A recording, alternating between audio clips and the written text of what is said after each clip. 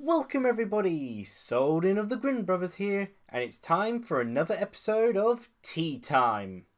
Now first off, I'm going to apologise in advance because my cat's currently roaming about and he may interrupt me during this recording.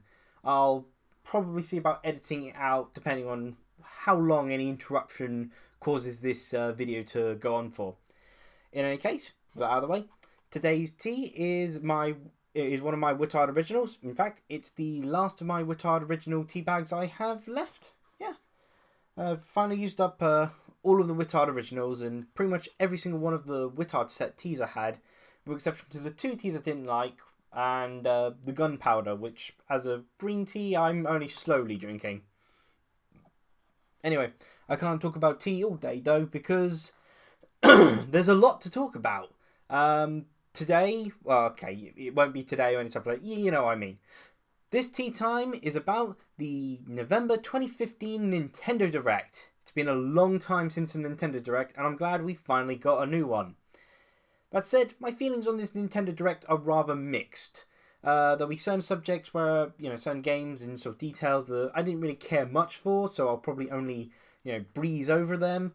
And there'll be others where I'll go into more detail. Now, I'm doing this as more of a reactionary thing. Not an immediate reaction, but I've only just recently watched the Nintendo Direct. It's only recently finished at the time of recording. I wonder if I said that all too fast. In any case, as a result of this, I may not have all the details down right. I basically am relying on memory and the very small notes I did, which were basically what things happened in what order, effectively. So I will possibly put up information on screen to correct myself, or give further details. In any case, let's begin. The Nintendo Direct started off with, for me, from the UK and EU, Satoru Shibata, thanking us for all the sort of kind regards we sent in regarding Iwata and his passing away. Yeah, real sad that, but Satoru Shibata for the Nintendo of Europe hosted pretty much all of it. It started off with the reveal of Twilight Princess HD. To me, this is pretty much the most underwhelming and pointless HD remake that Nintendo could have brought out. It's also apparently the Tartarus port. Apparently there was a rumour of Tartarus porting a game to the Wii U. I believe it's the Tartarus port. Like I said, I'll correct myself if I found out whether it is or not.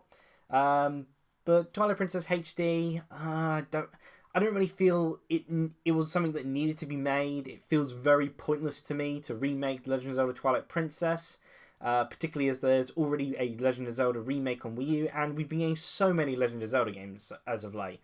I think that could be a subject all of its own, though, in another tea time. So, specifically what was revealed in this Twilight Princess HD remake for Wii U is there was a Wolfling amiibo announced. And that's going to be compatible with Zelda U, which is, okay, that's pretty interesting. And the other Legend of Zelda amiibos that are already out will also be compatible with Legend of Zelda Twilight Princess HD. No idea what they do, we'll find that out later.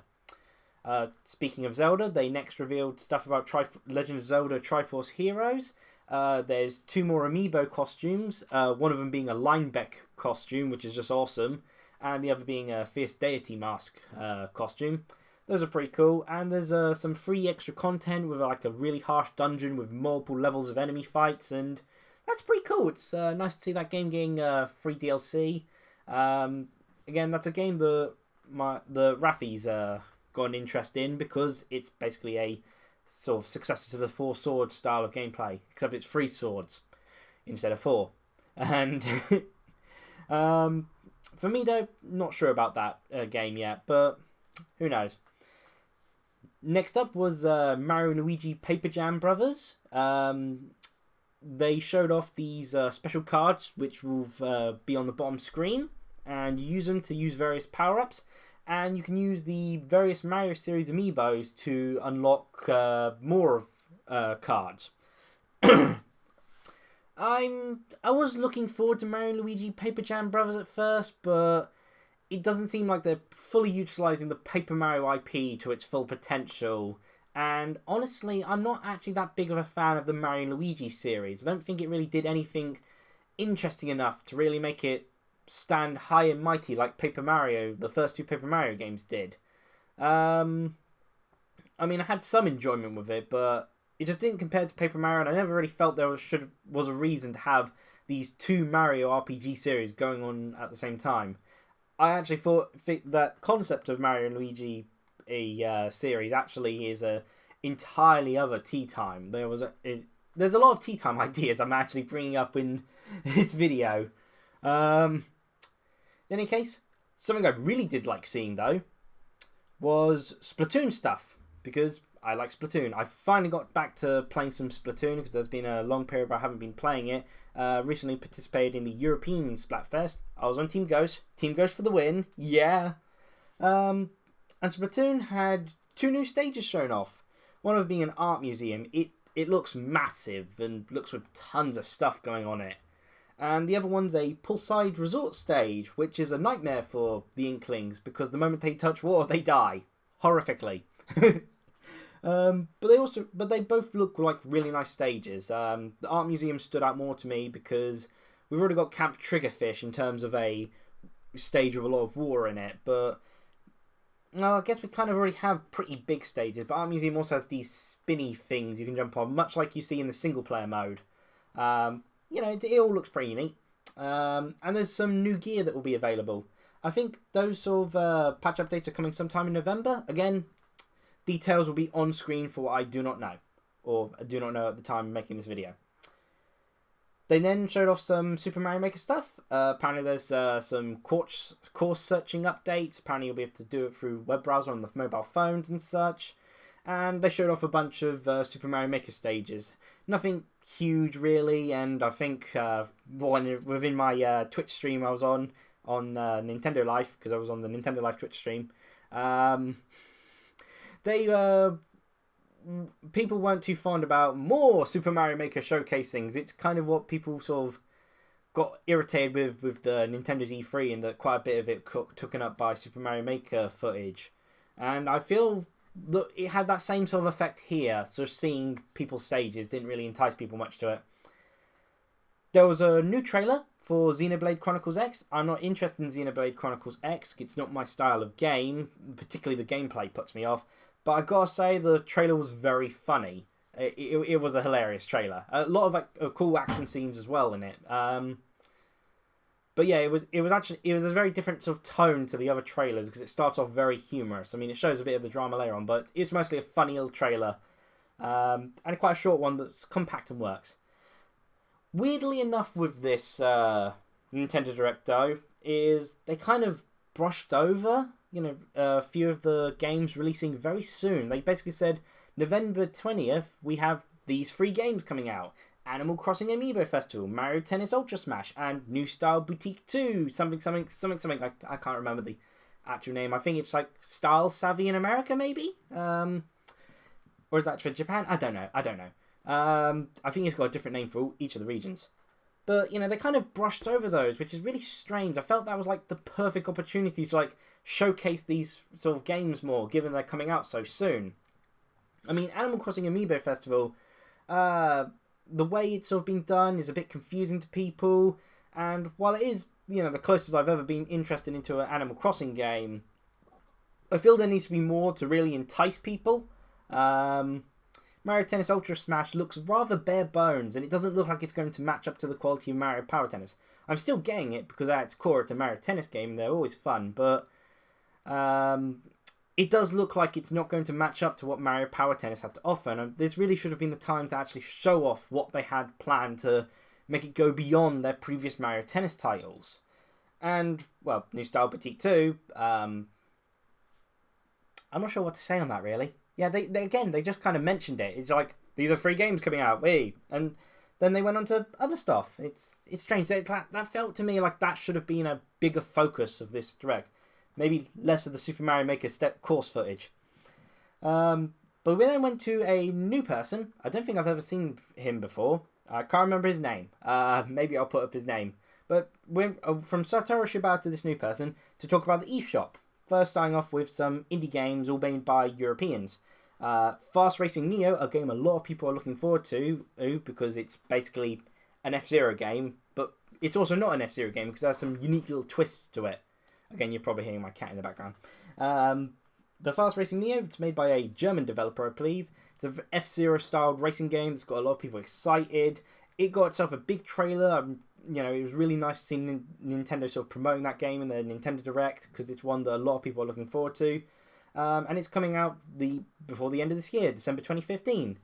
Still no specific release date unless that was mentioned in one of the other Directs. Because there's some differences between the European, Japanese, and American versions, and sometimes some of them actually mention specific release dates. But yeah, December 2015 for Fast Racing Neo. Why did I say Neo style? I'm looking at this. I'm looking at this new style Plastique thing. That's it. I'm mixing up the words because they're right next to each other for some reason. They also showed off Typo Man. Typo Man is a game that's somewhat interesting me. You basically use words. It's like a puzzle platformer, and you use words to actually manipulate things. For instance, if you see rain, as they show off in the trailer, you see rain, and you get a sort of like swing on this D, and you make it into drain, and the water drains away. And it's really cool sort of ideas like that, and the main character looks pretty cool in of itself. I mean, very sort of simplistic, sort of like stick figure design, but it just works. It looks like a very nice game in the same way I've been enjoying Nihilumbra. Really enjoyed playing Nihilumbra. And so it interests me in that way, though they're not usually the sort of games I go for. I prefer more sort of action-y sort of platformers than puzzle platformers per se. They also showed off some SteamWorld... Oh, sorry. Typo Man comes out 19th of November. Yeah, didn't forget that. SteamWorld Heist got some showing. It's coming out December 2015 for 3DS. The other two games I mentioned were for Wii U exclusively. I believe Typo Man's exclusive to Wii U. I know Fast Racing Neo is, but SteamWorld Heist, that's coming out for 3DS. It's a sort of 2D strategy RPG sort of game based off the SteamWorld series, I guess you could call it that. I mean, it's got its first game, SteamWorld Dig, and it's the same sort of universe. So yeah, SteamWorld series. It's an interesting change of pace. It's not going to interest me because I'm not a big fan of strategy RPGs, namely because I suck at them. But it did say it's good for beginners for that genre. Got to speed up a bit here. There was the Nintendo Badge Arcade. I do not care for the Nintendo Badge Arcade at all. There was also the Pokemon Picross, a free-to-play Pokemon puzzle game. I do not care for that at all. You remember the the sort of Game Freak and Search were working on a Pikachu detective game for 3DS? I wonder what's happened to that. Maybe they haven't been able to focus on it because they keep making all these free-to-play spin-off puzzle games.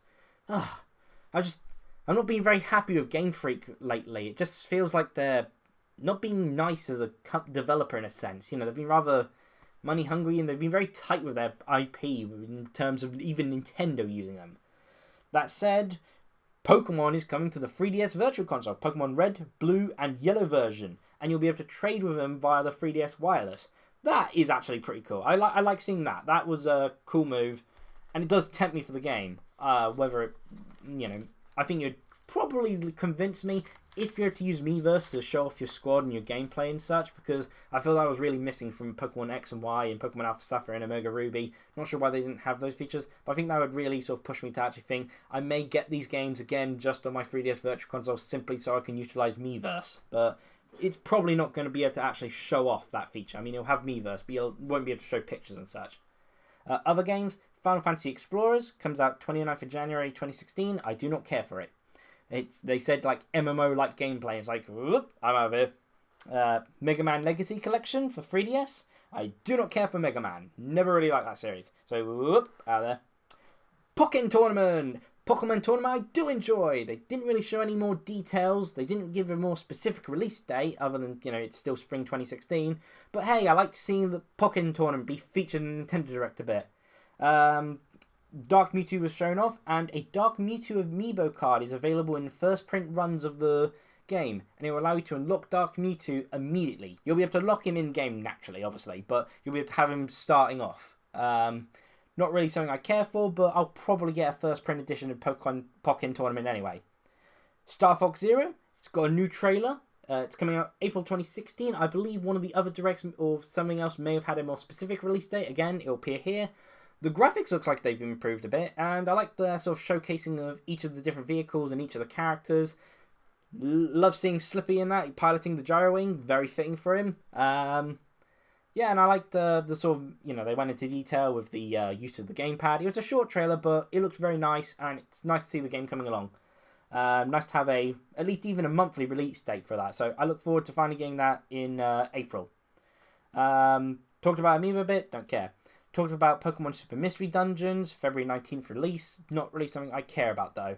Rafi's interested in Pokemon Super Mystery Dungeon though, so he'll be happy to hear that for those of us in the UK, that's when it'll be coming out. Hyrule Warriors Legends. It's a Hyrule Warriors for the Wii U, but ported onto the 3DS, which has given me some mixed feelings. Featuring in that game will also be Tetra, Toon Link, the King of Hyrule, Skull Kid, and Linkle. Yep, the original character shown off in the Legend of Zelda Hyrule Warriors, sort of like artwork books and such, that was, I believe, only in Japan. The concept art for a female Link character, basically, or a Link sister, Linkle, is actually come true. And she wields crossbows and all that, and grew up in a village of cuckoos. And she looks pretty fun. It's an interesting thing. Although if she does exist as Link's sister, then frankly they should have just named her Ariel, because that is Link's sister. But technically, people finally have a female Link to play as, which is interesting. I am rather tempted by Hyrule Warriors Legends, but it's on the 3DS, and we'll probably use the LNR buttons, and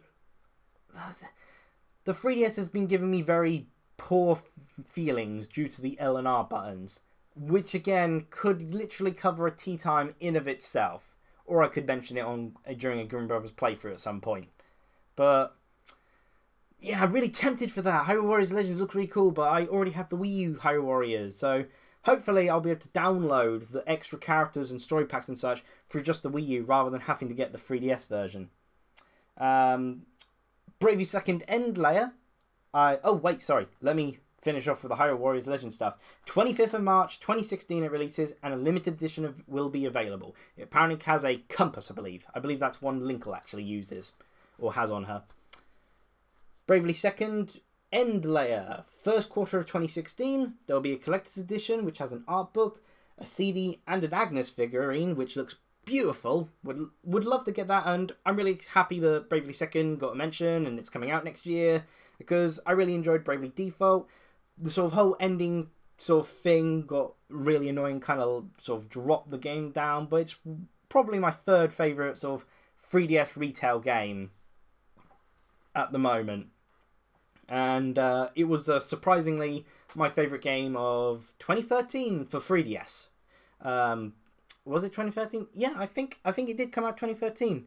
Because 2014 was Kirby Triple Deluxe for my favourite 3DS game, which is currently my favourite 3DS game of all. But yeah, Bravely Second End Layer. Really nice to see that. And speaking of Square Enix, Dragon Quest 7 and 8 have had worldwide releases confirmed for 2016. That's really big news. I never expected that to happen. I'm not really sure I'd get them. May look into Dragon Quest 7. I've already played Dragon Quest 8, but I've never really been a big fan of the Dragon Quest games.